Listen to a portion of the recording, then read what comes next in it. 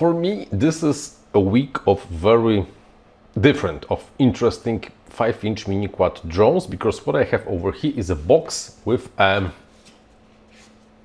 drone inside. A few days ago, my colleague, my friend contacted me saying, "Oh, Pavel, I just got this in the mail and I'm leaving for 2 weeks, so maybe you would like to have some fun with it." And he sent me this box. This is original box. They say it came in this, and if I open, we do not do unboxings over here, but ooh, okay, no, propellers are not that very interesting, but it's the best packaging of a drone ever. And inside we have the ta-dam, it's called the Diatone GT X549 The Exorcist. Okay, I'm not sure if D is over there, but this is Exorcist. What's so special about the Exorcist? Let me get the box out, because I don't want the box to be in the place. The special thing, at least it's kind of special, is that the frame of the Exorcist, you see, it's not built like the normal frames we are using, because the normal frames we are using, they're just machine cut plates of carbon fiber put together, mounted with the screws, with the standoffs, and we have something like this. This is 3D. This is 3D. Those are not flat plates. They say that this is molded carbon. I'm not really 100% sure if you can mold a carbon and if this is a full carbon or inside there is some kind of the plastic and the carbon is only outside. We won't be cutting this because A, I want to fly it, B, this is not mine, C, I have to give it away, and my friend really would like to fly this thing, hopefully. So we just have to assume that this is what they are saying, and this is molded carbon. On the other hand, I see not the place where the two halves of the mold were really, it's really like super smooth. I wonder how they did that, because really, look, there is not a sign when the two halves of the mold were meeting. So how the hell did they? I don't know. Okay, but this is not really that much important. This is definitely something else. What do we get by design like this? This is very stiff. Really, this is super extremely stiff frame, because it's not really flat carbon, but this is a 3D structure, so I really doubt there's almost no flex. Really, I cannot flex it, even though I'm trying very, very much. This looks good, this sounds good, and on top of that, we have also this metal, maybe aluminum, maybe something else, cage, which is kind of characteristical for the Diatone products, because I think all the Diatone drones have something like that. We can, of course, remove the screws, and maybe we will be able to see how this thing really looks inside and what's really inside of this. The motors look biggish. The motors are T-Motor KV 2500 MIC. I don't get all those new fancy pilots that are getting their brand from some story. I'm just not following the hypes on the internet, even in the hobby. And if we remove this protective cage, we will notice that we have, okay, the VTX is of course the UFL connected. Please, manufacturers, if the weight is not the biggest concern, please do not use UFL at all. It sucks. It absolutely sucks. And UFL really should not be used when there is an option to use something more robust, because UFL connectors just disconnect without any sign. Okay, this how? Okay. Oh, this is interesting, because look what's happening. The whole 4-in-1 ESC and the flight controller are not mounted directly to the plate, because this is somehow made, but they are mounted to the small metal thing that's installed using 4 bolts over here, so it's not directly touching the stuff. I wonder how easy it is to make a new hole in that. Probably that's one of the reasons it's done like that. So okay, let's remove this VTX, which is, I think this is a Mamba. I really think this is a Mamba. I did not connect this to any configurator. I only know that this is flashed with the beta flight. So let's remove it and see what's below. Below, of course, we have, because below the VTX with a switch. Oh, this is nice. This is super nice. I like this switch. I like the switch on the VTX, so you can turn it off. Yes, I was right.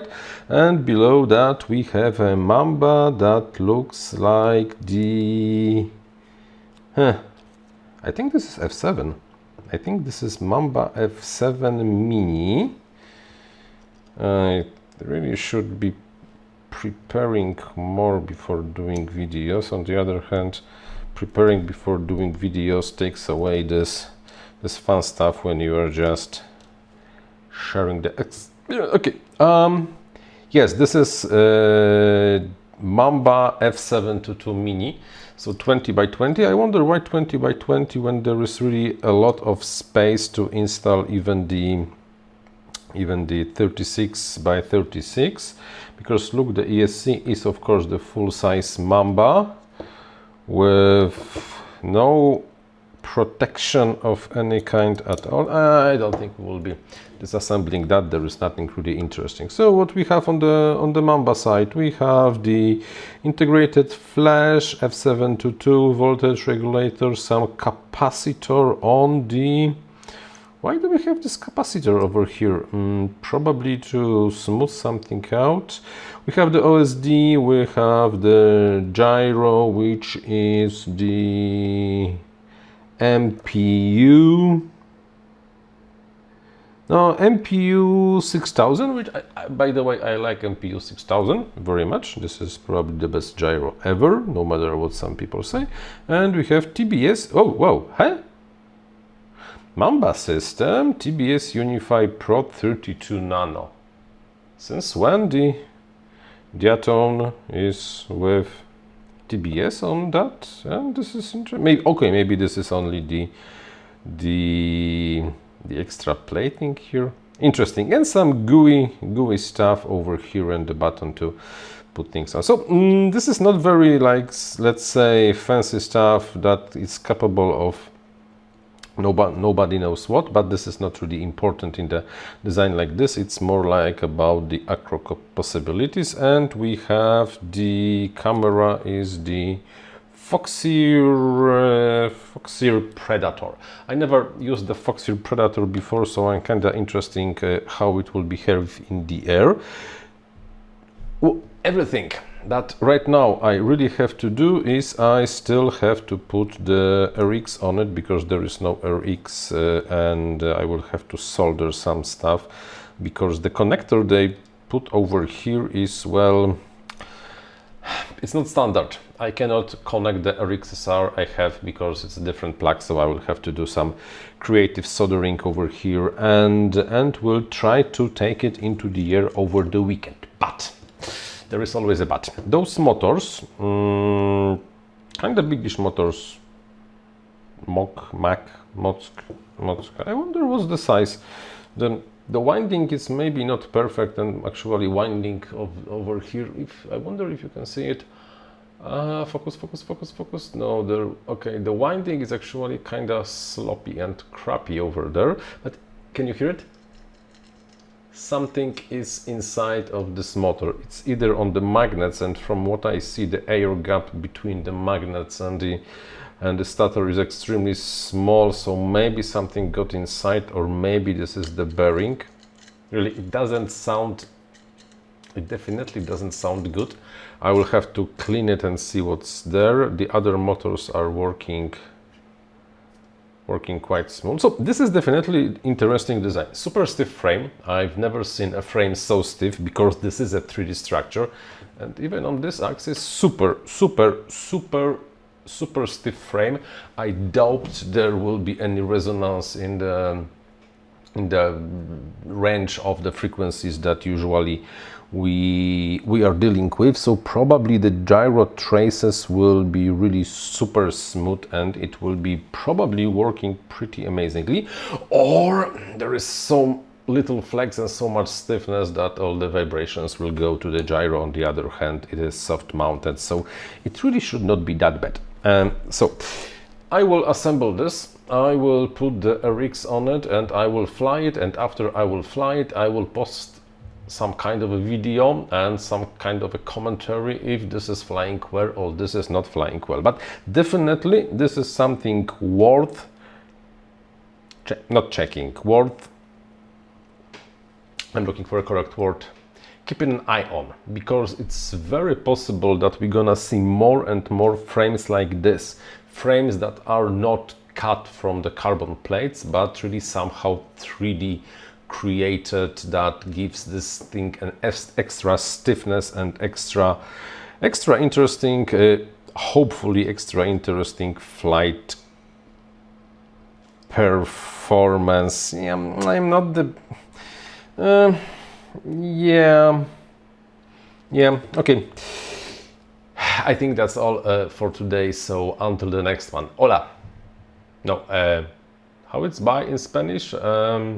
Adiós, mi amigos. Adiós.